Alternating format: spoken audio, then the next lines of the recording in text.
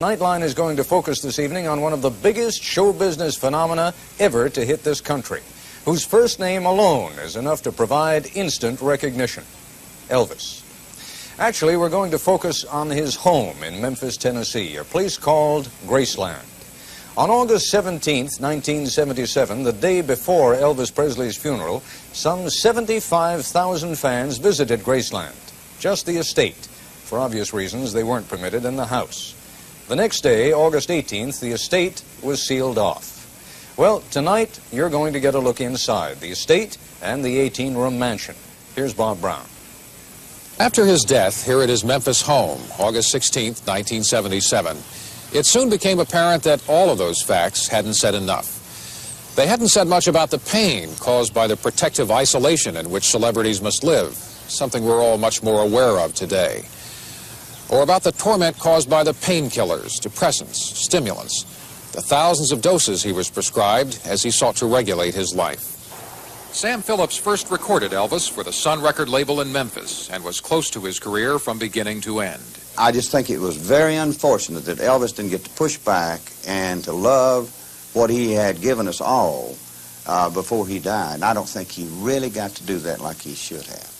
But I think if you could stay in contact with the people on the street, maybe not all over the country, taking too many guards, but in your hometown, man, you should never be entrapped or imprisoned.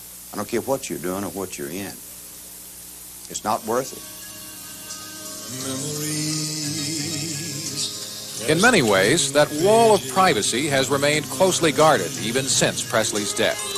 There has never been a public glimpse inside Graceland Mansion, despite the obvious continuing interest of the crowds that flock to the grounds where Elvis and his family are buried.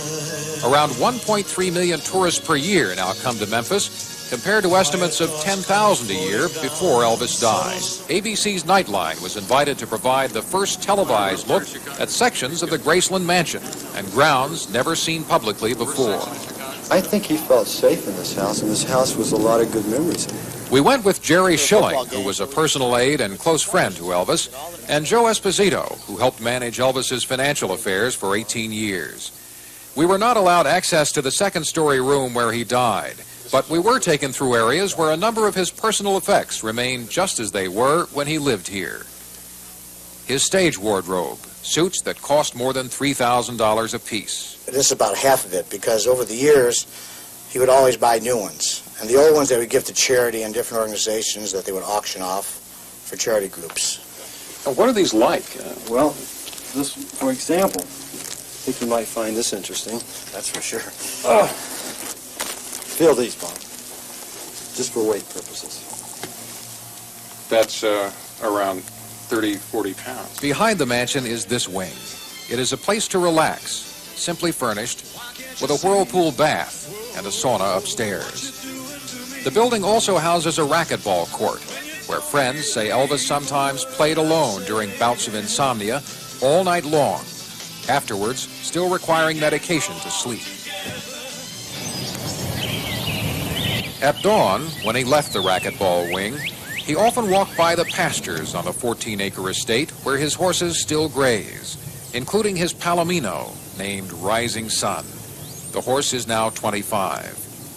Elvis and his friends used to race their horses the length of this estate, but soon they began attracting large crowds and traffic jams as they raced toward the front near the highway, and they had to stop the horse races to help prevent traffic congestion. How much is all this worth now?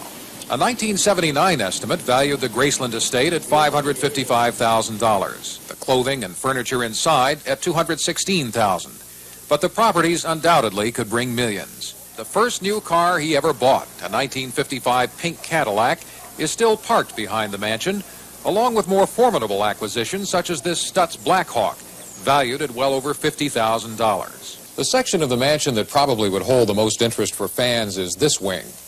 Elvis once put the world's largest slot car racing track in this room.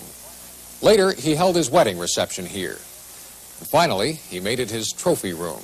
Much of what is in here came from fans. Elvis kept practically every scrapbook he was sent in these drawers. He kept photos and letters and trophies from fans, and seemed to care as much about them as he did about the other symbols of success. It got to a point where a gold record, I mean, it's great, but they would come in the mail to Elvis. You'll look at one wall and you'll see 2 small Grammys, which were really representative of 2 gospel albums that he did. Never did he once get a Grammy for a rock and roll tune. It's unlikely that the public will be allowed to view the interior of Graceland in the near future. The division of the estate is still being disputed between Elvis's heirs and his former manager, Colonel Tom Parker. But in the meantime, the estate is still generating income estimated at $1.2 million a year.